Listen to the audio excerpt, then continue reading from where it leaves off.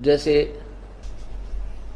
घर त्याग करके ये चले जाते थे वैराग्य धारण करके, सन्यासी कर्म सन्यासी हो गए और वह हठ योग करते हैं, ऐसे बैठ जाते हैं समाधि सो करके।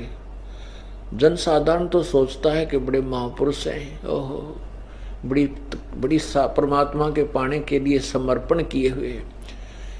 और परमात्मा कहते हैं कि जग जाने ये बंदगी करें, भक्ति कर रहे हैं, लेकिन ये बोवें सूल बबूल, ये तो अपने जीवन में कांटे बो रहे हैं कि करके।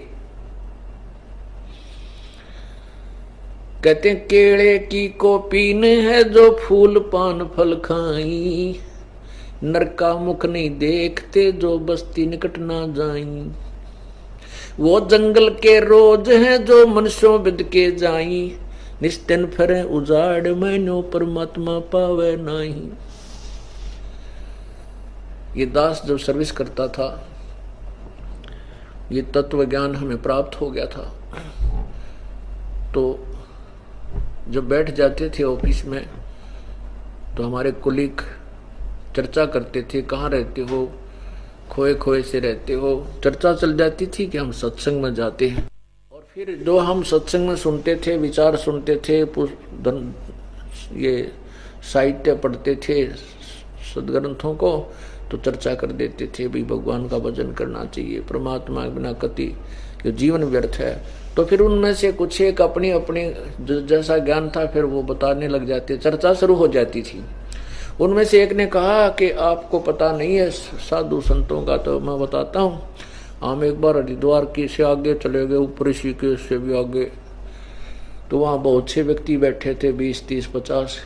तो वो कह रहे थे कि यहाँ एक साधु रहता है जंगल में, और वो तन पे केवल निवस्त्र रहता है और पर्दे पर केवल एक केले का पत्ते वत्ते बांध लेता है। भाई बड़ा महापुरुष है, गुफा पता नहीं भागकर गुफा बना रखी है जंगल में किसी स्थान पर, वहां घुस जाता है, और वही जिसने इसके दर्शन हो जाना है उसका बेड़ा पार है। बस देखते ही आदमी दिख जाते हैं ना, मनुष्य कहीं इसको भागकर जंगल में बढ़ जाता है, उस गुफा में या कहीं छुप जाता है। तो वो कहता है कि एक दिन उस दिन हम गए हुए थे, तो हम थोड़ा जंगल में आगे चले गए, तो बस हमने उस संत के बस एकदम वो हमें देख करके मुड़ गया। जब वो मुड़ लिया, जब हमने देखा, और वो बहुत गति से आगे को बढ़ गया और एकदम पीछे ने छुप गया कहीं जा करके। ओहो बस थोड़ी सी कसर रहेगी, दर्शन हो जाते तो बेड़ा पार हो जाता। अब उन्हें कौन समझावे, तो उस डांगर तो बेड़ा पार होगा, बेड़ा गर्क होगा। जो बाजता अंडा आदमियां देख कर डर जा, जैसे रोज डरा करते हैं पशु, तो वो मोक्ष प्राप्ति करेगा। उसके बारे में परमात्मा कह रहे हैं केले की को पीन है ये फूल पान फल खाई, नरका मुख नहीं देखते जो बस्ती निकट ना जाई। वो जंगल के रोज हैं जो मनुष्यों बिद के जाही, निस्दिन फिरे उजाड़ में भाई नो परमात्मा पावे नाही। अगर ऐसे ही भगवान मिले तो अपना नंबर कैसे आ, फिर हम क्यों डले डोए, फिर हम क्यों प्रयत्न कर रहे हैं परमात्मा पाने की। कोई कहें कि गणेश की आरती को, किसी की आरती को, नवरात्रि को, फलाने रात्रि, फिर हम क्यों कर रहे हैं अगर वही तरीका परमात्मा पाने का फाइनल हुआ। परमात्मा ने यही अंधेरा हटाया आखिर के। डेरे डंडे खुश रहो ये खुसरेल है नामोक्ष, दरु प्रहलाद भाई उधर गए डेरे में क्या दोष। डेरे डंडे खुश रहो, यानी अपने जो भी आपका स्थान है, घर है, उसमें आराम से रहो।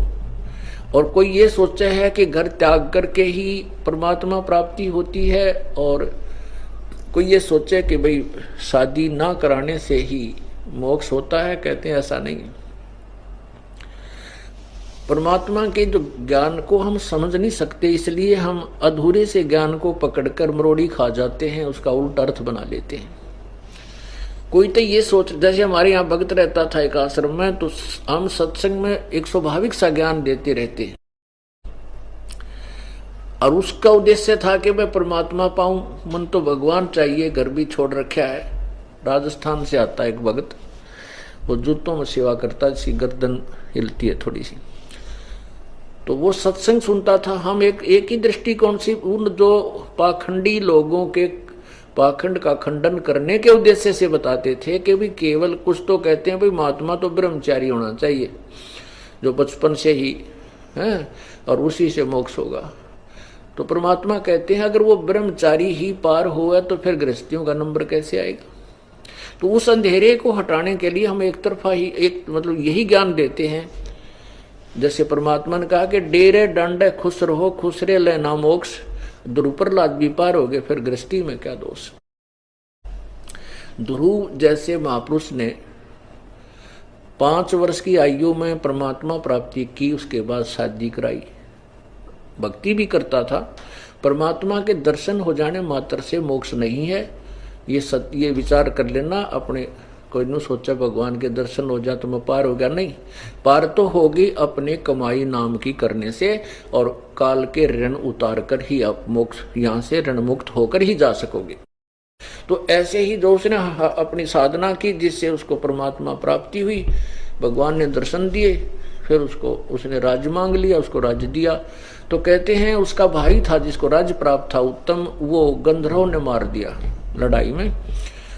और उसके बाद उसकी पत्नी जो विधवा हो गई थी वो भी, और साथ में ध्रुव ने जो ब्याह करा रखा था, वो 2 पत्नियां थी ध्रुव के, और 36,000 वर्ष तक उसने पृथ्वी पर शासन किया। उसके बाद स्वर्ग गया। ऐसे ही प्रहलाद ने 10 वर्ष की आयु में परमात्मा प्रकट हुए जैसे नरसिंह रूप में, और उनके पिता का अंत किया। उसके बाद प्रहलाद को शासन मिला और प्रहलाद ने शादी कराई और हजारों वर्षों तक राज्य किया।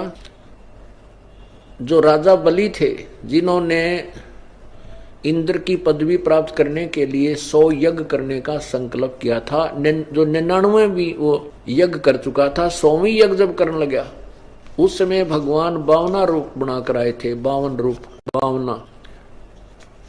तो वो प्रहलाद का पोता था, राजा बलि, बैलोचन का पुत्र।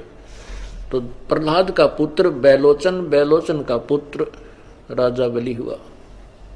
तो यहाँ परमात्मा कहते हैं कि जिनकी तुम महिमा गाते हो कि ध्रुव पार हो गया, प्रहलाद पार हो गया, तो वो तो गृहस्थी थे, और तुम कहते हो बाल ब्रह्मचारी रह करके जंगल में लंगोट बांध के बैठने से परमात्मा मिलेगा। उस अंधेरे को हटाने के लिए ये ज्ञान दिया जाता है।